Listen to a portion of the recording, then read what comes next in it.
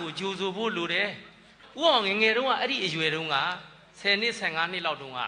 ဒီ16ဆက်ခွန်ရွှေတော်မရောက်ခင်တုန်းကအိမ်မှာမြစ်တူ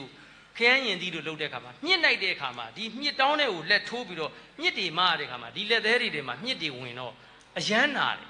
အဲ့တော့ကိုယ်ခန္ဓာကိုယ်ကလည်းသေးသွေတော့ငါဒီအလုပ်တွေငါမလုပ်ချင်ဘူးအဲ့တော့မလုပ်ချင်ဘာလုပ်မလဲပြောရင်ငါအလုပ်တစ်ခုခုလုပ်ချင်တယ်ဒီမြစ်တောင်းတွေညတိုင်ထမ်းရတယ်ခရမ်းသီးတောင်းတွေထမ်းရတယ်ခရမ်းညင်သီးတွေထောင်ရတယ်ဒီမြစ်တွေမှုတွေငါမလုပ်ချင်ဘူးမလုပ်ချင်ဘာလုပ်မှာအမေတို့နဲ့နေလုပ်ရမှာပဲအဲ့ဆိုဘာလုပ်လို့ရမလဲဥအောင်တွေးတယ်ငါဒီမှာနေလို့မရဘူးခုနဆရာမောင်သားချိုပြောသွားပြီကိုရထာနေကနေခွာဖို့စဉ်းစားပြီကိုအောင်ဥအောင်ဒါတို့စဉ်းစား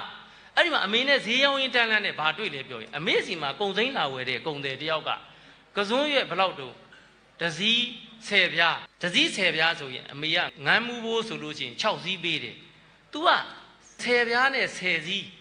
မစစ်ဘူးတခါတည်းထက်ဒေါ်ကြီးမြိုင်ဘယ်နှစည်းရှိတာလို့အစည်း100ရှိတယ်အကုန်ထည့်လိုက်တော့မြစ်အကုန်ထည့်လိုက်တော့ဟာနေပါဦးဆရာကြီးခင်ဗျအမေကစစ်မယ်ဆိုစစ်လို့ရသေးတယ်ဘာလို့မစစ်တာတော့ဟဲ့ကောင်လေးနေကဘာလို့ပြောတာတော့မဟုတ်ဘူးလေအမေသူများကြတော့ငမ်းမှုဖို့6စီးပေးတာသူကြတော့တစ်ချက်ဖို့12စီးဘာလို့မပေးတာတော့အသူမှမစစ်တာအဲ့ချိန်မှာ तू ကွန်းစားတယ်ကွန်းစားတော့အဲ့ကွန်းဆိုင်သွားပြီးတော့ကွန်းထုတ်ဝယ်ပေးတယ် तू လာတယ်ဆိုကွန်းရဝယ်အဲ့တော့ကိုယ့်ကိုခင်လာဟဲ့အောင်ဘာညာအဲ့တော့နောက်တစ်ခေါက်ကျတော့အမေကဈေးလျှော့ရတယ်ခင်ဗျဈေးစေခင်ဗျကျုပ်အမေကသူများဆိုဘယ်လောက်ပေးတာအဲ့ဒီကလေးက तू ခင်လာတော့ကိုယ့်ရဲ့မှန်တဲ့ဟာလေး तू သဘောကျလာအဲ့တော့ခင်ဗျဘာဘူးလို့ဒီလိုဈေးမစစ်တာတော့ငယ်ငယ်လေးကလေးကနော်16 ဆက်ကုန်ကလေးကအဲ့ဒါမျိုးစူးစမ်းနေပြီ Facebook နိုင်နေတာမဟုတ်အဲ့ခေတ်က Facebook ပေါ်သေးတာမဟုတ်ဘူးကိုခေတ်ကနိုင်နေပြီအဲ့တော့ခင်ဗျဘာဘူးလို့ဈေးမစစ်တာဟေ့ကောင်တဲ့ငါကမင်းတို့စီက10ပြားနဲ့ဝယ်တဲ့ဟာဟိုမှာငါတက်မှတ်ရောင်းရတယ်ဗျာချင်မောင်ရဲ့10ပြားနဲ့ဝယ်တာအဲ့ခေတ်က10ပြားနှစ်စာခွဲလောက်မြတ်တယ်ဆိုတော့ခင်ဗျဘယ်နေတာတုံးဆိုတော့ငါရွှေတော်အဲ့မှာဓာတ်လိုက်သွားပြီဓာတ်ရွှေတော်ဟာရွှေကတော်ကြီးရှိသလားဟာမင်းရွှေဆိုတာတအားပေါ်တာပဲ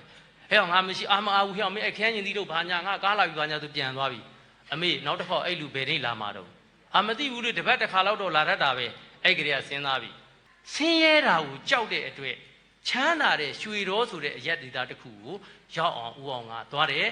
ဒီဒုက္ခလူတွေကပြောတယ်ဟာကျွန်တော်ဆင်းရဲလိုက်တာအဲ့မင်းတို့ဒုက္ခလာလို့ရှိရင် okay ပဲဒုက္ခတစ်ခုရောက်ပြီးတော့ဒါမင်းတို့ချမ်းသာဘူးလားမှတ်ပြီးတော့သားတို့